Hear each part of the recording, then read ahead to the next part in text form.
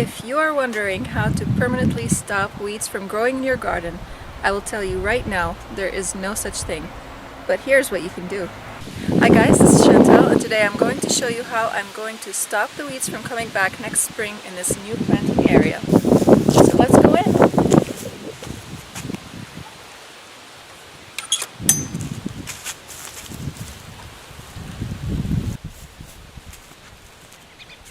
So I am standing in what we call in our apiary, which is where we put our bees. And this is a protected area. We have an electric fence around it. And I'm going to be planting some flower beds around the bees in this area. And I don't want the weeds to come back again and just be battling with them all the time. So I pulled up all the weeds that I could pull up, and the ones that are invasive, like Bermuda grass, which spread by rhizomes and by seeds, I went ahead and I sprayed those with a weed killer so that I don't have to keep battling with them, because whenever I don't do that step, I just have to constantly be pulling them and they just keep multiplying and spreading everywhere. They just spread so fast, and if you just cover them up, they will still come back again because they just keep looking for the light always.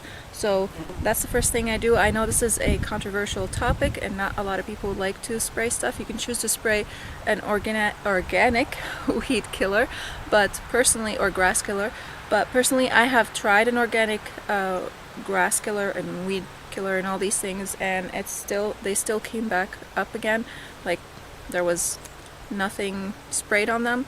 The soil here apparently is healthy. I've been putting compost in this area for several years now, and so now it's time to transform it into the flower bed that I'm imagining in my head. So the first step we are going to do right now is to stop any weeds from coming back, and to do that, not that you can permanently stop them, but you can prevent them from coming back to a certain point. So to do that, I'm going to lay down some cardboard. For the cardboard that I'm using a cardboard that has the least amount of colorings on it. It's just a regular brown cardboard, as you see right here, so that in case if I want to plant vegetables in with my flowers, I don't have to worry about chemicals so much. I mean, yes, there's still some chemicals in the cardboard, but I don't know how much of it really leaches into the ground. And this is also another controversial topic. You could call this a no-till method if you choose to do so. It is sort of a no-till method, but this ground has been tilled multiple times in this area, not this year, but it has been tilled. So the first step, again, is to lay down this cardboard over the soil. And then I'll show you what the next step will be after we do that. So now I'm going to go ahead and grab all the cardboard, take out any stickers off of it, any tape or anything like that, and we're going to open it up and lay it flat on the ground. So you just take the sides, open them so that it's nice and flat, and you're going to put it down on the ground.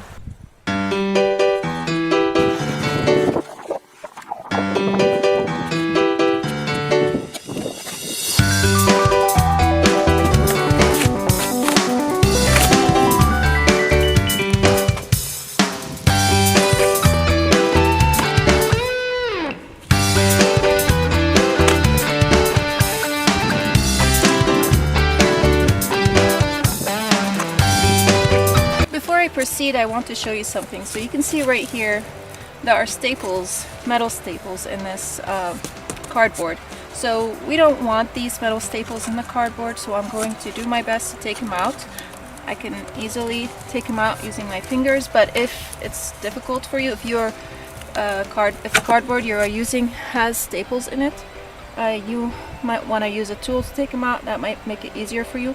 And don't leave them in the ground, because you're just causing a hazardous situation right here. You don't want it to end up in someone's foot or harm someone or something like that. So we're just going to take all these staples out from here. You can see if I just pull on it, it's going now it's going to give me a difficult time, huh? Because I said so. Okay, there you go. I just pulled it out. It was super easy. I'm going to show you again. You might need to open it slightly. And that's why you might need a tool, just so that you don't hurt your fingers. And I'm just going to pull, and there we go. Open it slightly. You could use one of those staple removers also if you need to.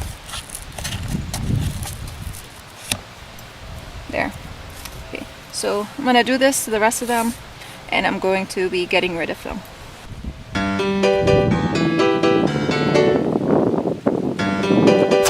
So I decided to use this handy wood chip right here, and I'm just using it to pry open the staples and taking them out, just because I don't want to hurt my fingers.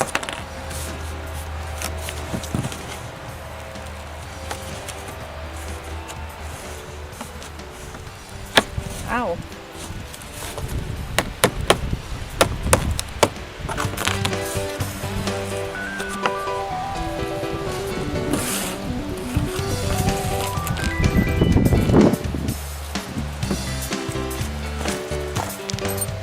Before I proceed, I also want to mention that you want to overlay your cardboard in the areas where you have holes, so that you no weeds can come up through these holes. So that's what I'm going to do right now.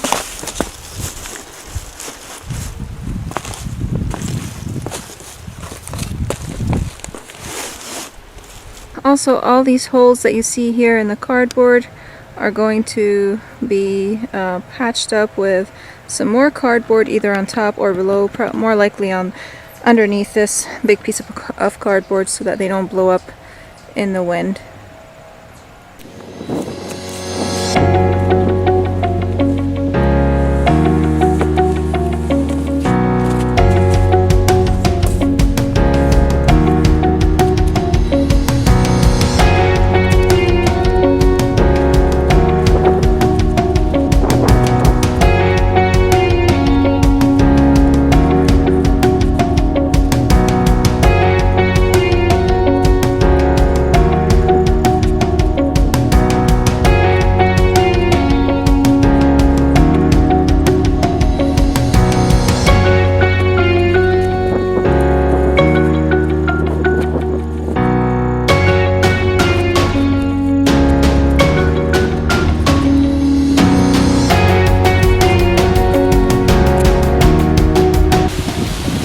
So I'm going to stop right here with the cardboard, and I'm going to now, for the next step, put some mulch on top of it. The mulch is going to weigh down the cardboard and stop the wind from blowing it away. As you notice, we have a lot of high wind over here.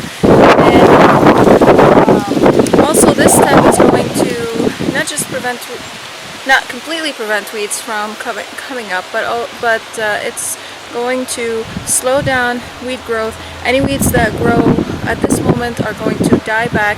Any weeds that grow during the time when the cardboard is still not completely degraded, they are also going to die back because they're not receiving any sunlight. The only weeds that you might encounter are weeds that would grow on the surface of the mulch after you put the mulch down. One thing I would suggest to not do is to do this method in the summer without putting too much mulch on top. If you don't put about at least 3 to 5 inches of mulch over the cardboard, you are not successfully going to prevent the weeds from coming back. And the reason is the mulch and the cardboard are going to break down and act as a fertilizer for the soil. So the aggressive weeds, such as the Bermuda grass, if you don't want to spray, they will come up through the cardboard and through the mulch. They will find a way if you don't put enough. I have put enough mulch and put enough cardboard in other areas, and the Bermuda grass still came up. So this is why I have sprayed the Bermuda grass. I'm also going to apply a thick layer of mulch, as thick as I possibly can. Now, I don't have ton of mulch left over. We have some mulch left over from several trees that we cut down on our property a couple years ago, and we're still using that pile. We're probably going to be asking for some more mulch from the tree service company, and that's free, so that's how you can get your mulch for free. So you don't have to just spend tons of money on mulch so that you can have a beautiful garden space, unless you want to spend the money, so that's up to you. So anyways, that's the next step. So now we're gonna do that and finish up this area right here.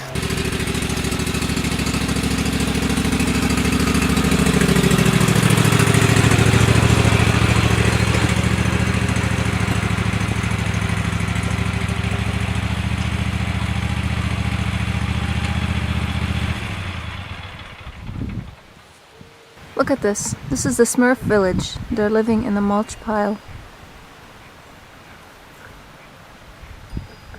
Oh, look at that. A few houses out in the woods.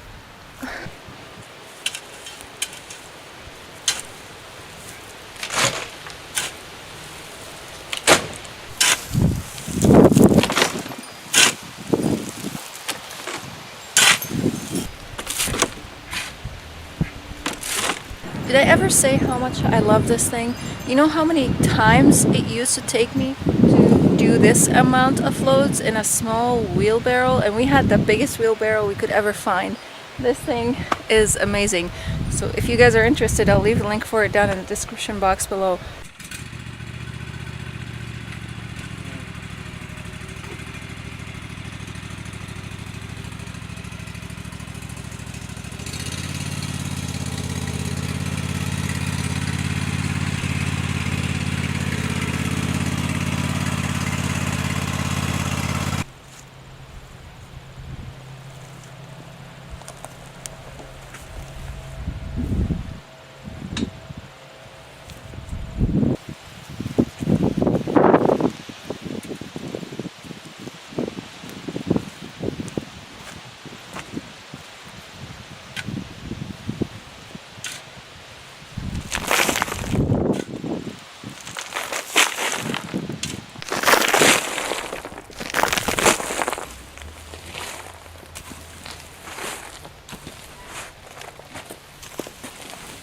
I have to go grab some more mulch.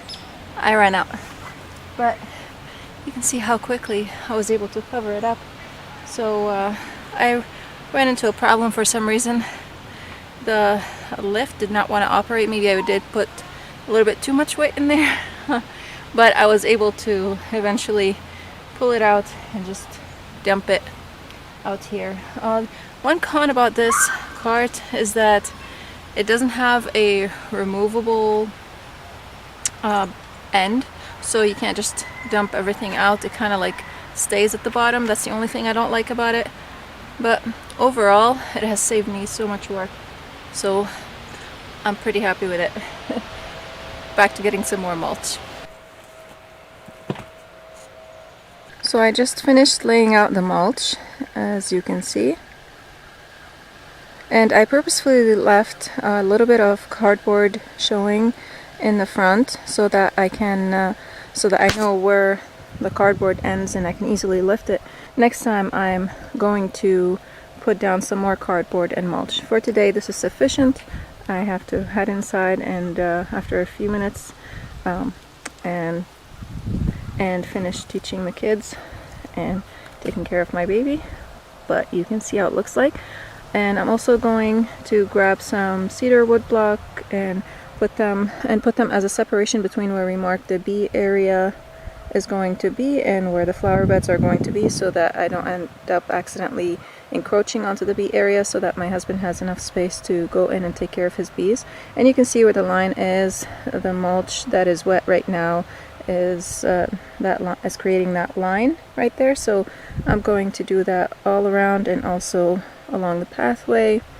And as I continue to do this, I'll just add more wood blocks, and maybe if I run out of wood blocks, I'll add some stone. We have tons of stone in our property, so as you can see, I did over there, I did that. So yeah, But before we continue laying out the wood blocks and the stone and all that stuff, let's talk a little bit more about how you can but how you can stop weeds from growing in your garden. So we talked about this cardboard and wood chip idea or mulch idea. Another thing that you need to do after putting down the wood chips and the cardboard, if you have a clean slate garden, that is, if you are starting fresh, you would use the cardboard. But if you are not starting fresh, you can always lay down some newspapers or several layers of newspapers in between plants and put down mulch on top. That's going to prevent the weeds from coming up again. I say prevent, but not really. You know what I mean.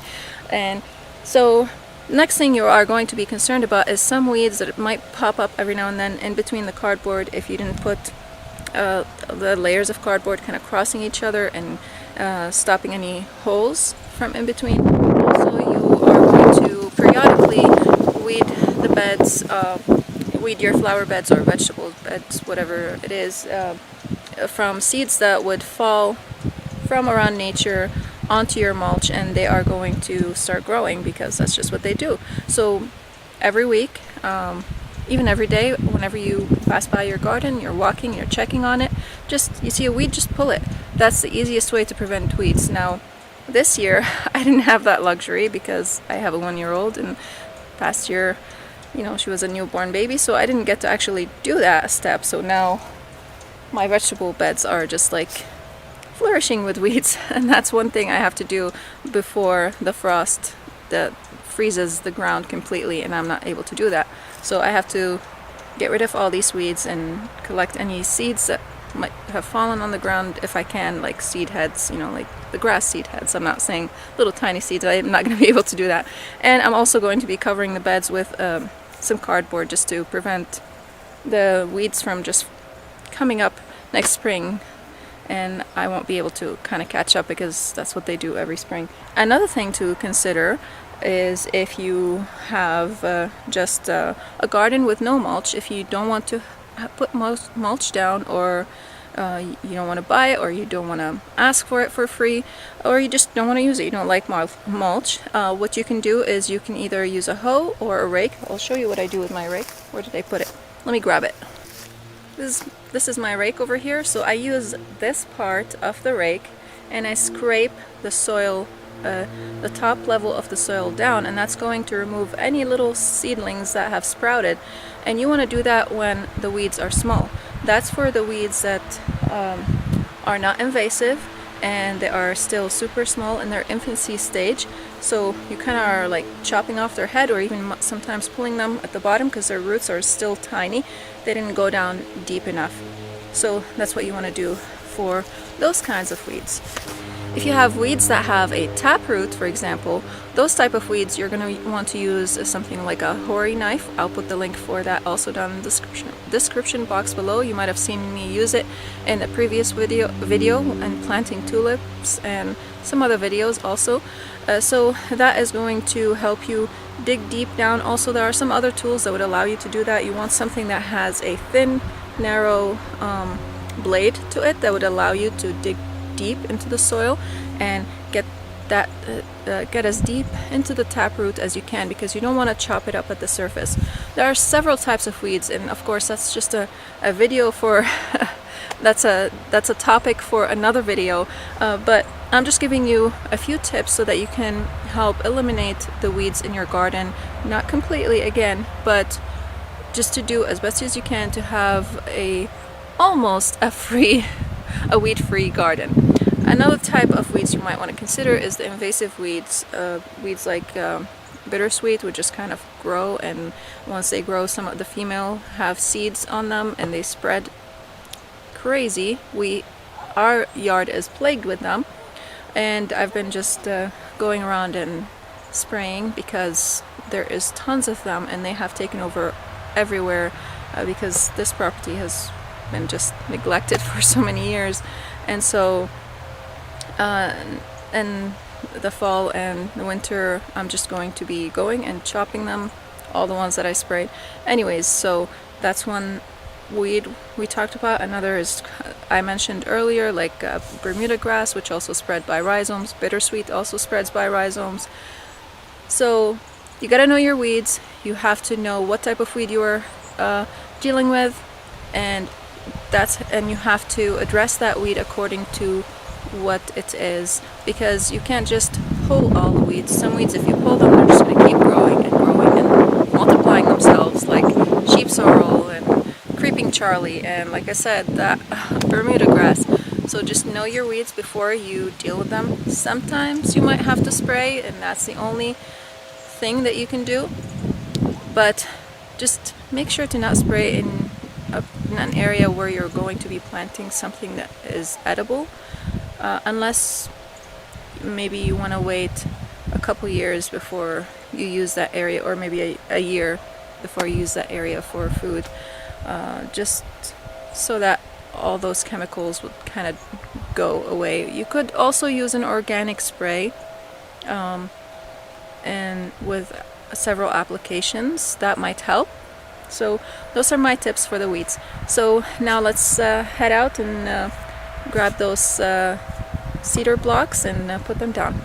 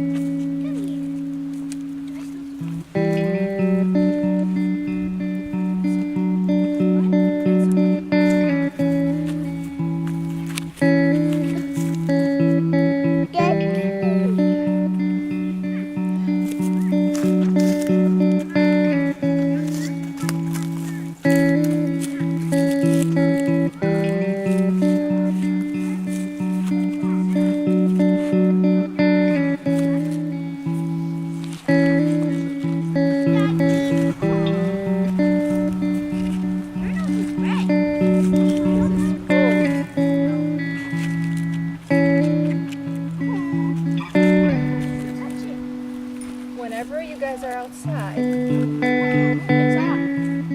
We'll turn it off, right?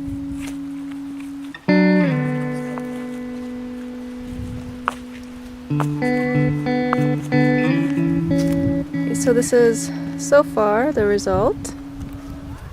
They're not perfect blocks, but they do the job, and they separate, and now we know where the bee area is and where the flower beds are. For the rocks, I'm going to be getting bigger rocks, of course. These are the small rocks that I have, and I'm going to be putting them all along the path, and also the same goes for this side over here. So you guys get the idea. Oop, there we go. Let me see if I can show you the whole area.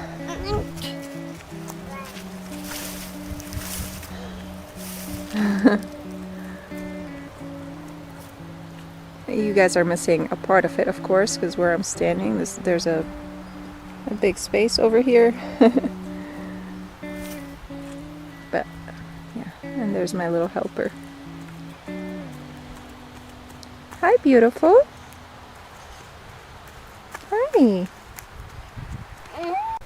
So I hope you guys found these tips helpful to help keep your garden weed free. And if you have any questions, please leave them in the comments down below. And if you are new here, don't forget to hit that subscribe button. And if you like this video, please don't forget to hit the like button. And thank you guys so much for watching, and I'll see you next time. Bye.